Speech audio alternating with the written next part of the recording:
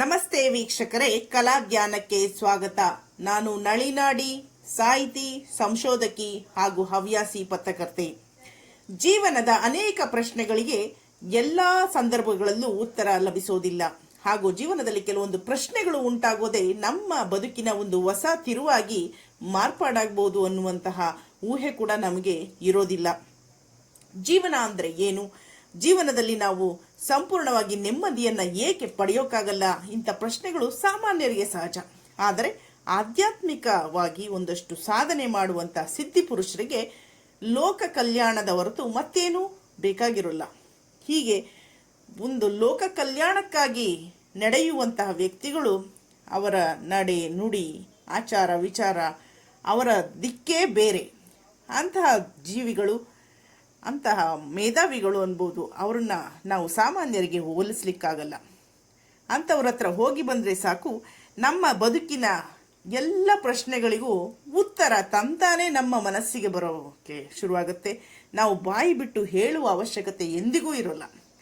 ನಮ್ಮ ಬದುಕಿನ ಪ್ರತಿಯೊಂದು ಕಷ್ಟಗಳಿಗೂ ನಾವು ಹೋಗಿ ಹೀಗೆ ನಮ್ಮ ಪ್ರಶ್ನೆ ಇದೆ ಅಂತ ಕೇಳುವ ಅವಶ್ಯಕತೆಯೂ ಇರೋದಿಲ್ಲ. ತಂತಾನೆ ನಮಗೆ ಹೊಳೆದಿರುತ್ತೆ. ಆ ಒಂದು ಸ್ಥಳಕ್ಕೆ ಹೋಗಿ ನಾವು ನಿಲ್ಲಬೇಕು ಅಷ್ಟೆ. ಅಂತಹ ಹುಡುಕಾಟದ ಒಂದು ಸ್ಥಳ ನಮ್ಮ ಬೆಂಗಳೂರಿನಲ್ಲೇ ಇದೆ. ನಮ್ಮ ಬೆಂಗಳೂರಿನಲ್ಲೇ ಇರುವಂತಹ ಧ್ಯಾನ ಮಂದಿರ, ಅದು ಹಲಸೂರಲ್ಲಿ. ಈ ಒಂದು ಸ್ಥಳಕ್ಕೆ ನನ್ನ ಹಿರಿಯ ಗೆಳತಿ ಕರ್ಕೊಂಡು ಹೋದರು. ಅವರು ನಿವೃತ್ತ ಶಿಕ್ಷಕಿ, ಹೆಡ್ ಮೇಡಮ್ ಆಗಿ ರಿಟೈರ್ಡ್ ಆಗಿರುವಂಥವ್ರು. ಮೆಜೆಸ್ಟಿಕ್ ಕಡೆಯಿಂದ ಮೆಟ್ರೋ ಹತ್ತಿ ಹಲಸೂರು ಮೆಟ್ರೋ ಸ್ಟೇಷನ್ನಲ್ಲಿ ಇಳಿದ್ರೆ ಬಲಗಡೆಯ ಬದಿಯಲ್ಲಿ ಇರುವಂತಹ ಮೌನಾನಂದ ಗುರುಗಳ ಅಧಿಷ್ಠಾನ ಇದೇ ನಾನು ಹೇಳ್ತಾ ಇರುವಂತಹ ಧ್ಯಾನ ಮಂದಿರ. ಇಲ್ಲಿ ಚಂದ್ರಮೌಳೀಶ್ವರರ್ ಅಂದರೆ ತಮಿಳು ಮತ್ತು ಕನ್ನಡದಲ್ಲಿ ಎರಡೂ ಭಾಷೆಯಲ್ಲಿ ಬರೆಯಲಾಗಿದೆ. ಎರಡೂ ಭಾಷೆಯ ಭಕ್ತರು ಇಲ್ಲಿ ಬರ್ತಾರೆ. ಭಾರತದ ನೆಲವನ್ನು ಕೋಟಿ ಕೋಟಿ ಜನ ಆಧ್ಯಾತ್ಮಿಕಕ್ಕಾಗಿ, ಶಾಂತಿಗಾಗಿ, ನೆಮ್ಮದಿಗಾಗಿ ತಾಣವಾಗಿಸಿಕೊಂಡು ವರ್ಷಗಟ್ಟಲೆ ಬಂದು ಹೋಗುವುದನ್ನು ನಾವು ಕಾಣಬಹುದು. ಅಂತಹ ನೆಲದಲ್ಲಿ ಇರುವಂತಹ ತಿರುಣಾಮಲೈ ಸನ್ನಿಧಾನದಲ್ಲಿ ರಮಣ ಮಹರ್ಷಿಗಳು ಇದ್ದದ್ದು ಯಾರಿಗೆ ತಾನೇ ಗೊತ್ತಿಲ್ಲ? ರಮಣ ಮಹರ್ಷಿಗಳನ್ನು ನೋಡುವುದೇ ಒಂದು ಆನಂದದ ಸ್ಥಿತಿ.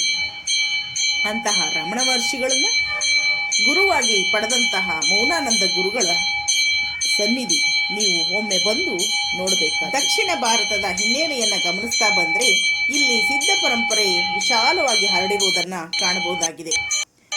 ಸಿದ್ಧ ಪರಂಪರೆ ಗಿಡಮೂಲಿಕೆಗಳನ್ನು, ನಿಸರ್ಗದತ್ತವಾಗಿ ಸಿಗುವಂತಹ ಗೆಡ್ಡೆಗೆಣಸುಗಳನ್ನ, ನಿಸರ್ಗದತ್ತ ವಸ್ತುಗಳನ್ನು ಅವಲಂಬಿಸಿ ಬದುಕಿರುವಂತಹ ಸಿದ್ಧ ಪರಂಪರೆಯಾಗಿದೆ.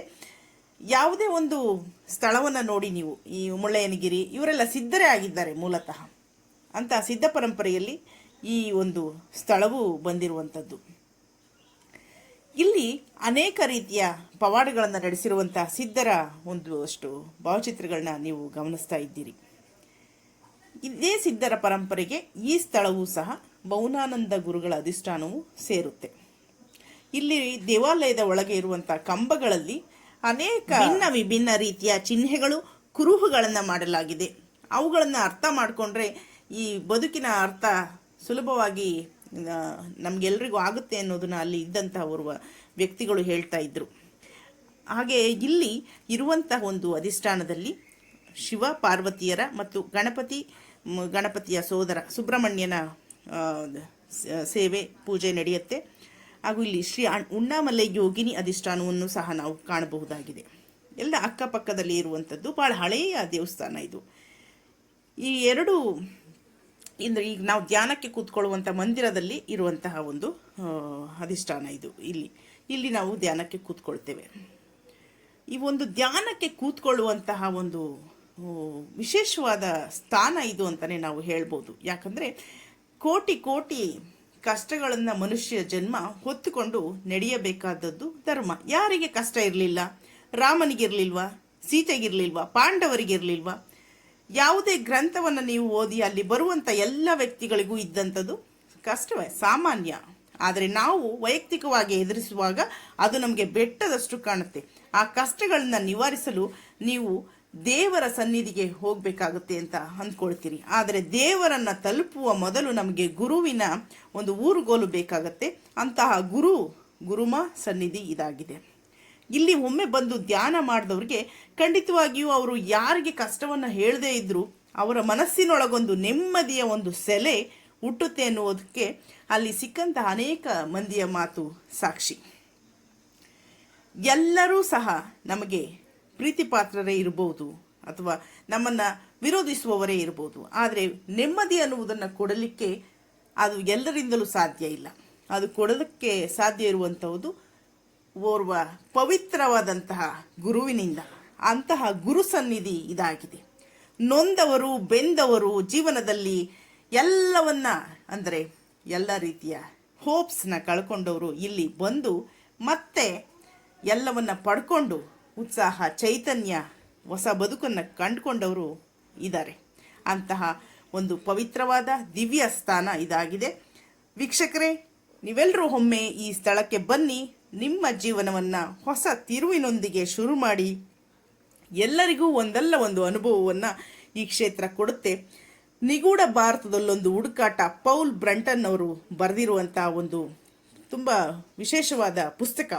ಆ ಪುಸ್ತಕವನ್ನು ಗಿರಿಜಾಶಾಸ್ತ್ರಿಯವರು ಕನ್ನಡಕ್ಕೆ ಅನುವಾದ ಮಾಡಿದ್ದಾರೆ. ಆ ಪುಸ್ತಕದಲ್ಲಿ ಮೌನಾನಂದ ಗುರುಗಳ ಉಲ್ಲೇಖ ಬರುತ್ತೆ. ಆ ಮೂಲಕ ಮೌನಾನಂದ ಗುರುಗಳು ನಮ್ಮ ರಮಣ ಮಹರ್ಷಿಗಳ ಅನುಯಾಯಿಗಳು, ಶಿಷ್ಯರು ಅನ್ನೋದು ನಾನು ಕಂಡುಕೊಂಡಂಥ ಸತ್ಯ. ಇಂಥ ಅನೇಕ ಸತ್ಯಗಳ ಹುಡುಕಾಟದಲ್ಲಿ ನಾನು ಇರ್ತೇನೆ. ನೀವು ಸಹ ನನ್ನೊಂದಿಗೆ ಬನ್ನಿ. ಧನ್ಯವಾದಗಳು.